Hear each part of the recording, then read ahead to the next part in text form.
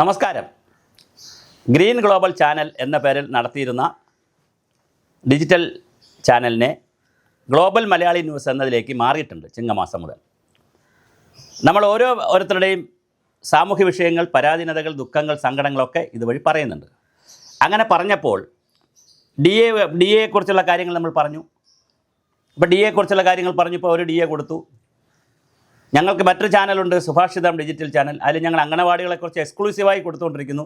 അവരുടെ പ്രശ്നങ്ങൾ തന്നെ നമ്മൾ ടേക്കപ്പ് ചെയ്യുന്നു, ചാനൽ ടേക്കപ്പ് ചെയ്യുന്നു. അതുപോലെ തന്നെ ആശാ വർക്കേഴ്സിൻ്റെ ചെയ്തു, തൊഴിലുറപ്പുകാരുടെ ചെയ്തു, കെട്ടിട നിർമ്മാണ തൊഴിലാളികൾ, അങ്ങനെ പലതും ചെയ്തു. അപ്പോഴത്താണ് മലബാർ ദേവസ്വത്തിൽ ജോലി ചെയ്യുന്നൊരു എക്സിക്യൂട്ടീവ് ഓഫീസർ, എനിക്ക് ഒരു പരിചയമുള്ള ആളുമല്ല, ഞാൻ കണ്ടിട്ടുമില്ല, എനിക്കൊരു 2 പത്ര കട്ടിങ് അയച്ചു തന്നിട്ട്, ഒന്ന് മംഗളം പത്രത്തിലെയും മറ്റൊന്ന് മനോരമ പത്രത്തിലെയും 2 കട്ടിങ് അയച്ചു തന്നിട്ട് ഈ വിഷയം കൂടി പറയാവോ സാറെന്ന് ചോദിച്ചു. വിഷയം മറ്റൊന്നല്ല, ഈ മംഗളപത്രത്തിൻ്റെ ഇതാണ്, നമ്മൾ ഈ ഇതിൻ്റെ ഫ്രണ്ടിൽ കൊടുക്കാം എന്നാണ് ഞാനിപ്പോൾ കാണിച്ചു. 15 വർഷമായി ശമ്പള പരിഷ്കരണം ഇല്ല. 15 വർഷമായേ, ഓരോ 5 വർഷം കൂടുമ്പോൾ ശമ്പള പരിഷ്കരണം വരുന്നതാണ്. ഇപ്പോഴും ശമ്പള പരിഷ്കരണം വരാൻ സമയമായി. പക്ഷേ 15 വർഷമായി ശമ്പള പരിഷ്കരണമില്ല. മലബാർ ദേവസ്വത്തിലെ എക്സിക്യൂട്ടീവ് ഓഫീസർമാർ ദുരിതത്തിൽ. വാർത്ത ഇതാണ്: കണ്ണൂർ മലബാർ ദേവസ്വത്തിലെ എക്സിക്യൂട്ടീവ് ഓഫീസർമാർ 15 വർഷമായി ശമ്പള പരിഷ്കരണം നടത്താത്തതിനാൽ ദുരിതത്തിലാണ്. 2009 അവസാനമായി ശമ്പള പരിഷ്കരണം നടത്തിയത്. 9 ശേഷം സർക്കാർ ജീവനക്കാർക്കും മലബാർ ദേവസ്വം പോലുള്ള തന്നെ ജീവനക്കാർക്കും 3 ശമ്പള പരിഷ്കരണത്തിന് ഗുണഫലം ലഭിച്ചു. അവിടെയുള്ള തന്നെ പലർക്കും ലഭിച്ചിട്ടുണ്ട്. എക്സിക്യൂട്ടീവ് ഓഫീസർമാർക്ക് മാത്രമാണ് കൊടുക്കാത്തത്. അതാണ് മനസ്സിലാവാത്തൊരു തിയറി. പണമില്ലാത്തതാണെങ്കിൽ എല്ലാവർക്കും കൊടുക്കാതിരിക്കണമല്ലോ. 3 ശമ്പള പരിഷ്കരണത്തിൻ്റെ ഗുണഫലങ്ങൾ ലഭിച്ചപ്പോൾ മലബാർ ദേവസ്വം ബോർഡിൻ്റെ എക്സിക്യൂട്ടീവ് ഓഫീസർമാർക്ക് മാത്രം പരിഷ്കരണം നടപ്പിലാക്കിയിട്ടില്ല. ഇതാണ് പത്രവാർത്ത. മലബാർ ദേവസ്വം ബോർഡ് ക്ഷേത്ര ജീവനക്കാർക്ക് 2019 ജനുവരി 1 മുതൽ ശമ്പളം പരിഷ്കരിച്ചപ്പോഴും എക്സിക്യൂട്ടീവ് ഓഫീസർമാരെ പരിഗണിക്കപ്പെട്ടിട്ടില്ല. ഇതാണ് രസകരമായൊരു വാർത്തയാണത്.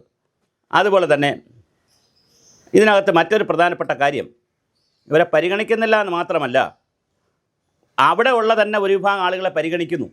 അത് കൊടുക്കണ്ട എന്നുള്ള അഭിപ്രായം ഞങ്ങൾക്കില്ല കേട്ടോ, ചാനലിനില്ല. പക്ഷേ ഇവർക്കൂടി കൊടുക്കണം. സർക്കാർ ശമ്പള പരിഷ്കരണത്തിലെ 2004 ശമ്പള സ്കെയിലാണ് നിലവിൽ എക്സിക്യൂട്ടീവ് ഓഫീസർമാർ ജോലി ചെയ്യുന്നത്. അത് സങ്കടമല്ലേ? പേ സ്കെയിലുണ്ട്, അവർക്കും കുടുംബമില്ലേ, മക്കളില്ലേ, ഭാര്യയില്ലേ? അവരെന്ത് തെറ്റ് ചെയ്തു?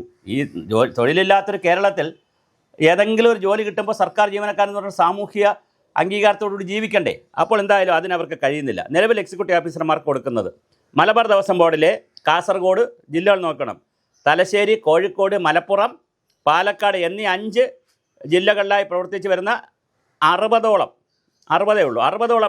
എക്സിക്യൂട്ടീവ് ഓഫീസർമാർക്കാണ്. പലർക്കും ഒന്നിലധികം ക്ലസ്റ്ററുകളുടെ ചുമതലയുമുണ്ട്. അപ്പോൾ അവർ യാത്രയൊക്കെ ചെയ്യണം. അപ്പോൾ അവർക്ക് എന്ത് കിട്ടുന്നില്ല? ശമ്പളം കിട്ടുന്നില്ല. ഇപ്പോൾ നിർവഹിക്കേണ്ടി വരുന്നത്, പല ആവർത്തി ശമ്പള പരിഷ്കരണത്തിന് ആവശ്യപ്പെട്ടിട്ടും എക്സിക്യൂട്ടീവ് ഓഫീസർമാരുടെ ശമ്പള പരിഷ്കരണത്തിൽ തീരുമാനമായിട്ടില്ല. എത്രയും പെട്ടെന്ന് അത് തീരുമാനമാക്കണം എന്നാണ് അവരുടെ ഒരു ന്യൂസ്. ഇതേ കാര്യം തന്നെ മനോരമയുടെ മറ്റൊരു ന്യൂസുണ്ട്. അതും കണ്ണൂർ വച്ചിട്ടുള്ള വാർത്ത വന്നിരിക്കുകയാണ്. ആ വാർത്ത ഞാൻ വായിക്കുന്നില്ല. നമുക്ക് പറയാൻ ഇത്രയേ ഉള്ളൂ, വളരെ സിമ്പിളാണ്. നമ്മുടെ ചാനലിനെ സംബന്ധിച്ചിടത്തോളം ഗ്ലോബൽ മലയാളി ന്യൂസ് എന്ന് പറയുന്ന ഈ ചാനൽ പാവപ്പെട്ട അശരണരായ കഷ്ടപ്പെടുന്നവരുടെ വിഷയങ്ങൾ പറയാനാണ്. കാര്യം നമ്മളൊക്കെ അങ്ങനെ കഷ്ടപ്പെട്ട് ജീവിക്കുന്നവരാണ്, ഇടത്തരം കുടുംബമാണ്. മലയാളിയുടെ ഒരു അഭിമാന ബോധമുള്ളത്. ഇപ്പോൾ ഈ എക്സിക്യൂട്ടീവ് ഓഫീസർമാരിൽ ആരെങ്കിലും വിളിച്ച് ചോദിച്ചാൽ അവർ പറയുമോ ഞങ്ങൾക്ക് ഈ പത്രത്തിൽ വന്നു, അല്ലെങ്കിൽ ഇപ്പോൾ ചാനലിൽ വരുന്നു? ആരെങ്കിലും പറയുമോ ഞങ്ങൾക്ക് ശമ്പള പരിഷ്കരണം ഇല്ല എന്ന് വിചാരിച്ച് അവർ ഏതെങ്കിലും ജോലിയിൽ അവർ കുറവ് വരുത്തൂ, ഏതെങ്കിലും ക്രിസ്റ്റൽ മീറ്റിങ്ങിന് പോകാതിരിക്കുമോ? ഇല്ല. വളരെ വേദനയോടുകൂടിയാണ് 15 വർഷമായി ശമ്പളമില്ലാതെ ജോലി ചെയ്ത്, അല്ലെങ്കിൽ ശമ്പള വർധനമില്ലാതെ ജോലി ചെയ്യുന്നത്. മാത്രമല്ല എല്ലാവർക്കും കിട്ടുന്നുമുണ്ട്. ഇപ്പോൾ ഒരു സാമ്പത്തിക പ്രതിസന്ധിയാണ് എങ്കിൽ മറ്റുള്ളവർക്ക് കിട്ടാതിരിക്കണമല്ലോ. ഇതെല്ലാവർക്കും കിട്ടുന്നുണ്ട്. അവിടെ തന്നെയുള്ള മറ്റുള്ളവർക്ക് കിട്ടുന്നു. അപ്പോൾ ഇതൊരു വലിയ ആർട്ടിക്കിൾ 21 ഇന്ത്യൻ ഭരണഘടനയുടെ ആർട്ടിക്കിൾ 21 അനുസരിച്ച് അന്തസ്സായി ജീവിക്കുവാനുള്ള അവസരം ഒരുക്കുക എന്നുള്ളത് സർക്കാരിൻ്റെ ചുമതലയാണ്. ഏത് സർക്കാരായാലും. ഇവിടെ സർക്കാർ ഞാൻ ഉദ്ദേശിക്കുന്ന ദേവസ്വമാണ്, മലബാർ ദേവസ്വമാണ്. അപ്പോൾ തീർച്ചയായിട്ടും ദേവസ്വത്തിന് ആ ചുമതലയുണ്ട്. പ്രശ്നം ഞാൻ കേരള ദേവസ്വത്തിലെയും തിരുവിതാംകൂർ ദേവസ്വത്തിലെയും മറ്റ് സ്ഥലത്തെയും സീരിയസ് ആയിട്ടൊന്ന് അന്വേഷിച്ചപ്പോൾ എനിക്ക് മനസ്സിലായത്, തിരുനെല്ലി പോലുള്ള കുറച്ച് ക്ഷേത്രങ്ങൾ മാത്രമാണ്. തളി ക്ഷേത്രം ഇരിക്കുന്ന വേറെയാണ്. തിരുനെല്ലി പോലുള്ള കുറച്ച് ക്ഷേത്രങ്ങൾ മാത്രമാണ് ദേവസ്വത്തിനുള്ളത്.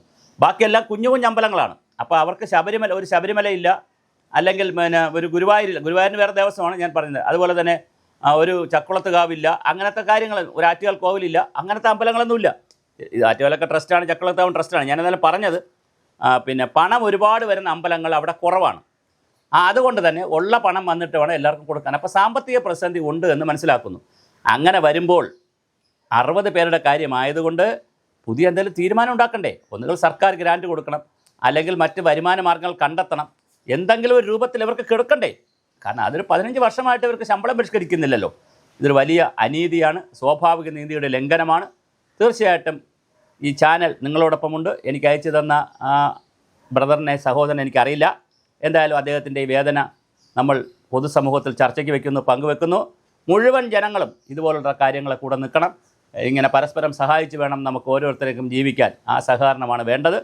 അതുകൊണ്ട് മറ്റ് ഉദ്യോഗസ്ഥരും ബന്ധപ്പെട്ടവരും ദേവസ്വം കമ്മീഷണറും മന്ത്രിയും എല്ലാവരും മലബാർ ദേവസ്വത്തിലെ ഈ 60 പേരുടെ കാര്യത്തിൽ ഗൗരവമായൊരു തീരുമാനമെടുക്കണം. സർക്കാർ ആവശ്യമായ നടപടികൾ എടുക്കുമെന്ന് തന്നെ നമുക്ക് പ്രതീക്ഷിക്കാം.